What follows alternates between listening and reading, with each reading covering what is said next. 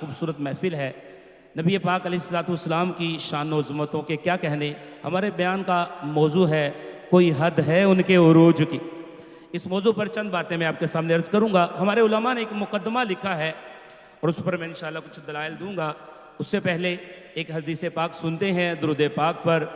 تہجد کا وقت ہے اور مومنوں کی ماں کپڑا ہاتھ میں لیے سلائی فرما رہی ہیں۔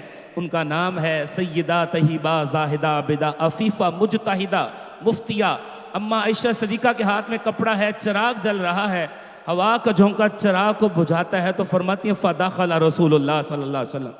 ادھر چراغ بجھتا ہے اور ادھر آمنہ کا سورج طلوع ہو جاتا ہے۔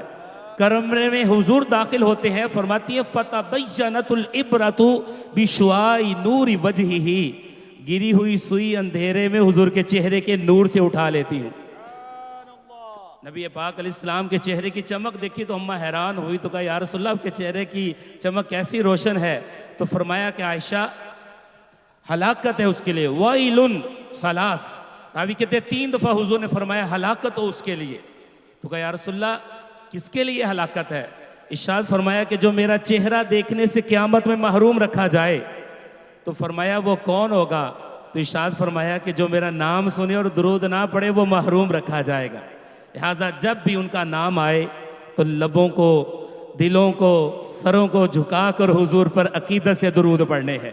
ایک بار زندگی میں یہ فریضہ فرض ہے، ہر حلقہ مجلس میں نام اقدس پر واجب ہے، اور جب پڑھیں تو حضور کی بارگاہ میں پڑھنے سے فرض کا ثواب اللہ عطا کر دیتا ہے۔ لہٰذا محبت سے درود پاک پڑھیے، صلاۃ والسلام علیک یا رسول اللہ وعلی آلک وصحابک یا سیدی یا حبیب اللہ۔ ہمارے علماء نے لکھا ہے کہ اگر مصطفیٰ جان رحمت کو صورت میں دیکھا جائے تو وہ کمال نظر آتے ہیں، تو یہ کہنا پڑتا ہے کوئی حد ہے ان کے عروج کی۔ اگر ان کو سیرت میں دیکھا جائے تو ہر شخص یہ مجبور ہوتا ہے، وہ کہتا ہے کوئی حد ہے ان کے عروج کی۔ اگر ان کو نبوت کی شان سے دیکھا جائے تو یہ کہنا پڑتا ہے کوئی حد ہے ان کے عروج کی۔ اگر ان کی جسمانی طاقتوں کو دیکھا جائے، ان کے دست قدرت کی طاقت کو دیکھا جائے، ان کی بینی کے معجزات کو دیکھا جائے، اگر ان کے لبوں کی طاقت کو دیکھا جائے، ان کے دہن مبارک کی مقدس باتوں کو دیکھا جائے، اور اگر ان کی چشمان مبارک حضور کی آنکھوں کو دیکھا جائے، الغرض ہر طرف سے یہ صدا ہے کوئی حد ہے ان کے عروج کی۔ کیسے ان کی اگر ہم بات کریں تو میں ایک عاشق کے لفظوں میں نبی پاک علیہ السلام کے عزائے مبارکہ پر چند دلائل آپ کے سامنے عرض کروں گا۔ زبان ہے ایک عاشق کی، نام ہے احمد رضا، اور وہ عاشق نہیں ہے، عاشق گر ہے۔ جب وہ نام لیتا ہے تو حضور کا ذکر کیسا ہے۔ عاشق یوں بھی اپنے نبی کا تعارف بیان کرتے، اور مجھے سیکھ کر اپنے بچوں کو آگے سکھانے کی دعوت دینی چاہیے۔ اعلیٰ حضرت رحمت اللہ علیہ سرکار کا ذکر کرتے ہوئے کہنے لگے، بچپن کا ذکر کیا تو کہا اللہ اللہ وہ بچپنے کی پھبن، اس خدا بھاتی صورت پہ لاکھوں سلام۔ نبی کریم صلی اللہ تعالیٰ علیہ وآلہ وسلم کا سر کا ذکر آیا تو کہنے لگے جس کے آگے سروراں جھک گئے۔ نبی پاک کا سر کیسا ہے کہ بڑوں کے سر، حضور کے سر کی تعریف کیا ہے، ان کی پیشانی کا ذکر کرتے ہوئے کہنے لگے جس کے ماتھے، نبی پاک کی پیشانی مبارک کا کہا جس کے ماتھے شفاعت کا صحرا رہا۔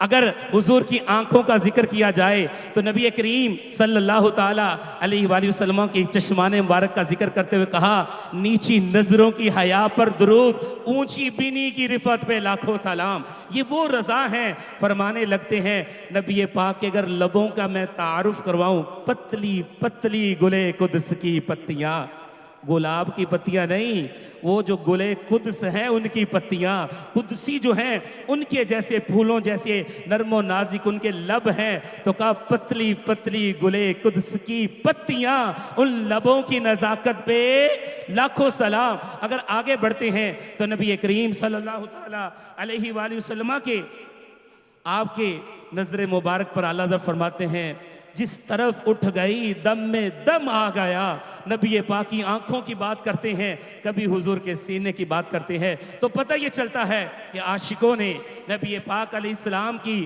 پیشانی پر بھی لاکھوں سلام بھیجے ہیں۔ ہاں، ہمارے اعلیٰ حضرت نے محبت کا انداز کیا دیا ہے، تم بھی کبھی بولو نا کہ نبی پاک کی پیشانی کا ذکر آئے تو اپنے بچوں کو کہو بیٹا ہمارے نبی پر لاکھوں سلام ہوں، ان کی پیشانیوں پہ لاکھوں سلام ہوں، ان کے سر پر لاکھوں سلام ہوں، ان کے لبوں پر لاکھوں سلام ہوں۔ یہ بھی ایک انداز ہے محبت کا، کیوں کہ کوئی حد ہے ان کے عروج کی۔ اب ہم بات کرتے ہیں، یہ تو ایک محبت والا تعارف ہے۔ اگر ہم دیکھیں تو اللہ نے سارے نبیوں کو بڑی شانیں دی ہیں، لوگوں کے اندر بڑے فضائل رکھے ہیں، لیکن جو امتیازات، جو کوالٹیز، جو اسپیشلٹیز ہمارے نبی کو اللہ عطا فرماتا ہے وہ کسی کو عطا نہیں کرتا۔ وہ کیا کیا ہے؟ پہلی بات، اللہ پاک نے جو فہم نبی کریم علیہ السلام کو عطا کیا وہ کسی کو عطا نہ ہوا۔ پچھلے جتنے بھی نبی آئے وہ اپنی امت کی زبانیں جانتے تھے، اور حضرت سلیمان کو اللہ نے پرندوں کی بولیاں بھی سکھا دی تھی۔ ہمارے نبی کی شان یہ ہے، علامہ قسطلانی نے لکھا ہے، حضرت علامہ ساوی نے لکھا ہے، اللہ پاک کے محبوب کی شان یہ ہے، اِنَّ عَلَّمَهُ اللَّهُ، فرماتے ہیں کہ بے شک ہمارے رب نے حضور کو سکھا دیا ہے۔ کیا سکھا دیا ہے؟ بِجَمِيعِ اللغات، فرماتے ہیں رب نے حضور کو ساری کائنات کی بولیاں سکھا دی ہیں، صرف عربی والے نہیں، انگلش والے نہیں، فارسی والے نہیں، پنجابی والے نہیں، پوری کائنات کے اندر سندھی ہو یا ہندی ہو، انگریزی ہو یا عربی ہو، وہ اردو ہو یا کوئی دنیا کی کوئی بھی سنسکرت زبان ہو، ہر زبان کو رب نے نبی پاک کو فہم عطا فرمایا ہے۔ تو کیوں نہ کہیں کوئی حد ہے ان کے عروج کی؟ تو مفتی یا نائمی بولے کہ ساری لغتیں تو شانیں رکھتی ہیں، یہ تو کوئی بولے تو سرکار کی شان ہے، جو گنگا ہے نبی تو اس کی بھی سنتے ہیں۔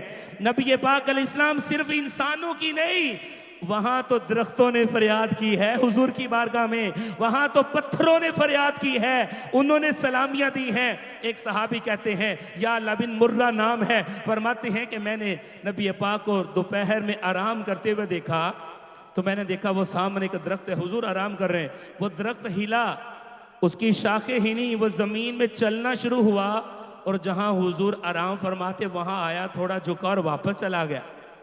تو میں نے کہا یا رسول اللہ، جب حضور بیدار ہوئے تو کہا یا رسول اللہ میں نے یہ دیکھا جب آپ آرام کر رہے تھے تو میں نے ایک منظر دیکھا کہ ایک درخت آیا اور اس نے آ کر اس طرح کا معاملہ کیا ہے۔ نبی پاک علیہ السلام فرماتے ہیں اس درخت نے اللہ سے اجازت مانگی کہ مجھے سلام کر دے، یہ مجھے سلام کرنے آیا تھا۔ تو نبی کی شان کیا ہے؟ کوئی حد ہے ان کے عروج کی؟ صرف انسان نہیں، وہ تو جو درخت جس سے حضور کمر لگا کر خطبہ دیتے تھے، جب اس کو چھوڑا تو وہ روتا ہے تو حضور فریاد سنتے ہیں۔ بیل رویا، وہاں پر اونٹ رویا، ہرنی نے فریاد کی، چڑیوں نے فریاد کی، تو پتہ یہ چلا وہ تو جانوروں کے مشکل کشاں ہیں، تو انسانوں کی کیسی مدد کرتے ہوں گے؟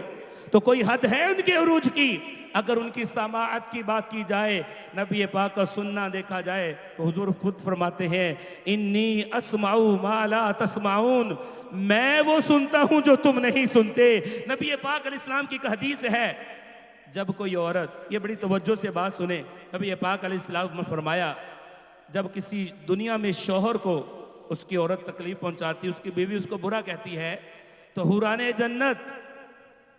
جنت میں یہ کہتی ہیں کہ اسے تکلیف نہ پہنچاؤ، ان قریب یہ دنیا سے چھٹکارا پاکے ہمارے پاس آئے۔ یہ حدیث مبارک ہے، صحاح ستہ کی حدیث ہے۔ علماء نے اس حدیث سے ایک نقطہ بیان کیا، فرمایا کہ پہلے آسمان تک 500 سال کا سفر ہے۔ یہ حدیث کی روشنی میں پہلے آسمان کا دل موٹائی 500 سال ہے، گویا 7 آسمانوں سے اوپر جنت ہے، تو 7000 سال کا سفر ہے۔ کتنا سفر ہے؟ جنت 7 آسمانوں سے اوپر ہے اور جہنم 7 زمینوں سے نیچے ہے۔ 7000 سال کے فاصلے کے بعد جنت ہے، وہاں ایک عورت، ایک حور ہے جو وہاں رہ کر کسی گھر میں کسی مرد کو تکلیف پہنچے، وہ یہ سمجھتی ہے، وہ سنتی ہے۔ 7000 سال کے فاصلے سے زیادہ پر ایک حور سنتی ہے، وہ بھی میرے نبی کی امتی ہے، تو نبی کی سماعت کتنی اونچی ہوگی؟ کوئی حد ہے ان کے عروج کی؟ نبی پاک علیہ الصلوۃ والسلام کی اگر آنکھوں کی بات کی جائے تو حضور کو اللہ نے وہ شان عطا فرمائی ہے. نبی پاک علیہ السلام نماز پڑھاتے ہیں، ہاتھ آگے کرتے ہیں پھر پیچھے کرتے ہیں. نماز کے بعد فرمایا کہ جنت کا ایک گوشہ تھا، دل چاہا تمہارے لیے اتار لوں لیکن میں نے اسے چھوڑ دیا. تو نبی پاک علیہ الصلوۃ والسلام نے یہ بتایا کہ 7 آسمانوں سے 7,000 سال گھوڑا دوڑے تو جتنا سفر طے کرے گا وہاں جنت میں ایک خوشہ ہے. حضور چاہیں تو یوں مدینے میں کھڑے ہو کے اتار لیتے ہیں. میرا ہاتھ کتنا اونچا جائے گا؟ آدھے فٹ سے بھی، میرا ہاتھ 1 فٹ ہے زیادہ سے زیادہ، لیکن میری نظر کتنی اونچی ہے کہ 500 سال کا سفر پہ آسمان ہے تو ہم آنکھیں سے دیکھ سکتے ہیں.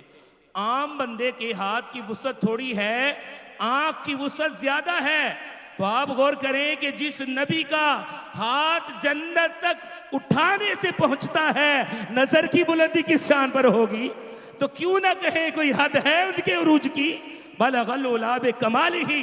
نبی کریم صلی اللہ تعالی وسلم فرماتے ہیں کہ میں سدرہ پر جبرائیل کے جو پروں کی آواز ہے میں وہ بھی سن لیتا ہوں. ایک موقع پہ حضور فرماتے ہیں میں نے جبرائیل کو جب وہاں پر دیکھا تو میں نے دیکھا کہ ان کے 600 پر ہیں، میں نے انہیں 600 پروں کے ساتھ دیکھا ہے. تو یہ نبی کے نظر کی وسعت ہے. بلغ العلا بکمالہ کشف الدجی بجمالہ.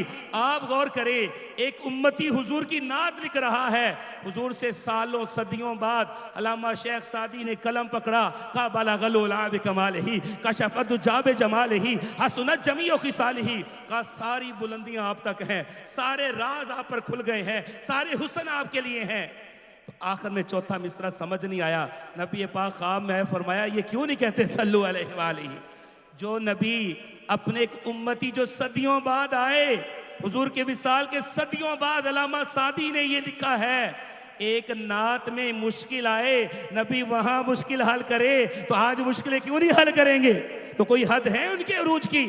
ہمارے علماء نے لکھا ہے اگر نبی پاک کی بات کی جائے تو اللہ پاک نے وہ شان حضور کو عطا فرمائی ہے کہ نبی پاک علیہ السلام کے چچا آ کر کہتے ہیں کہ اے اللہ کے نبی، میں آپ سے جو متاثر ہوا تھا پہلی دفعہ، حضرت عباس نے کہا یا رسول اللہ میں نے دیکھا کہ آپ پنگھوڑے میں تھے تو آپ انگلی ادھر کرتے تو آسمان کا چاند ادھر چلا جاتا، آپ ادھر کرتے تو ادھر چلا جاتا. تو نبی پاک نے فرمایا کہ میرے چچا، یہ تو میری پیدائش کے بعد میرے پنگھوڑے کی کیفیت ہے.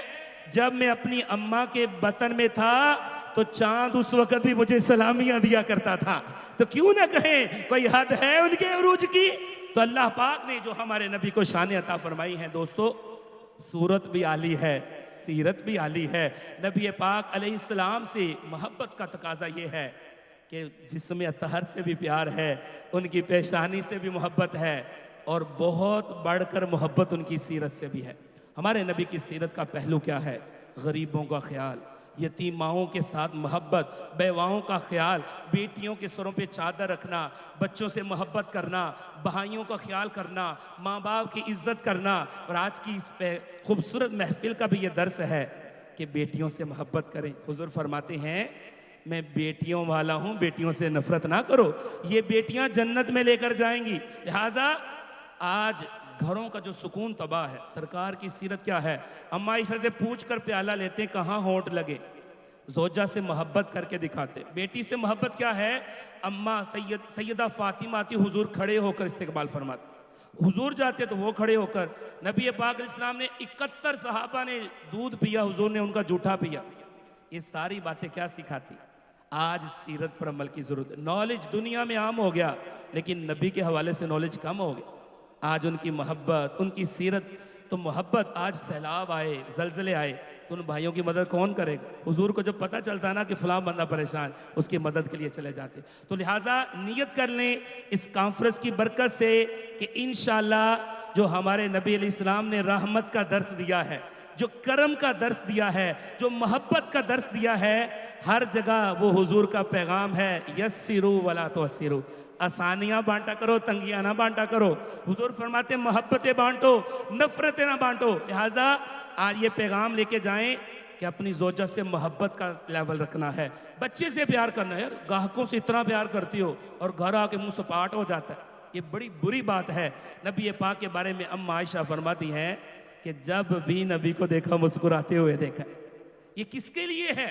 آج گھروں کی معاشرت کو ڈراموں کے ذریعے، فلموں کے ذریعے سے بیٹیوں کو بغاوت پہ آمادہ کیا جا رہا ہے، مردوں کو غیر عورت اچھی لگائی جا رہی ہے اور گھر میں نفرت دلائی جا رہی ہے۔ اس سوسائٹی کو تباہ کرنے کا پہلا حربہ یہی ہے، لہٰذا ذہنوں میں جو زہر اتارا جا رہا ہے اس کا اتار نبی کی سیرت سے ملتا ہے۔ بیٹیوں کو محبت کا درس دیں، شوہر کی عزت کا کہہ کے بھیجیں، اور جن کے بیٹے ہیں مائیں بچیوں کا اپنی بہوؤں کے اوپر ظلم کرنا نہ سکھائیں، خود ظلم نہ کریں۔ جو ساس ساری زندگی اپنی ساس کے ظلم کا ستم کا ذکر کرتی ہے، وہ ساس بن کے وہ بھی ظلم کرتی، یہ نہ کریں۔ محبت کا درس کیا ہے کہ چاہے ساس کی شکل ہو، بہو کی شکل ہو، بیٹے کی شکل ہو، بھائی کی شکل ہو، الغرض ہم کہیں بھی آ جائیں، انسانوں سے تو پیار کرنا ہی ہے، ہمیں تو جانوروں سے محبت کا درس دیا گیا ہے کہ جانوروں کو بھی بلا وجہ تکلیف نہیں دینی۔ تو اس کانفرنس سے پیغام یہ ملا کہ سوہنے آقا کے ماننے والے ہیں، من موہنی آقا کی سیرت کو ماننے والے ہیں، انشاءاللہ حضور کے درس سیرت کو بھی عام کریں گے انشاءاللہ۔ قرآن کی ترویج کریں اور بیٹیوں کو قرآن پڑھائیں، بچوں کو قرآن پڑھائیں۔ اس میں کمی ہے، میلاد تو ہم مناتے ہیں تو قرآن کون پڑھے گا؟ اس سارے قرآن میں میلاد ہی لکھا ہوا ہے۔ اللہ عمل کی توفیق عطا فرمائے، آمین بجاہ نبی الامین صلی اللہ علیہ وسلم۔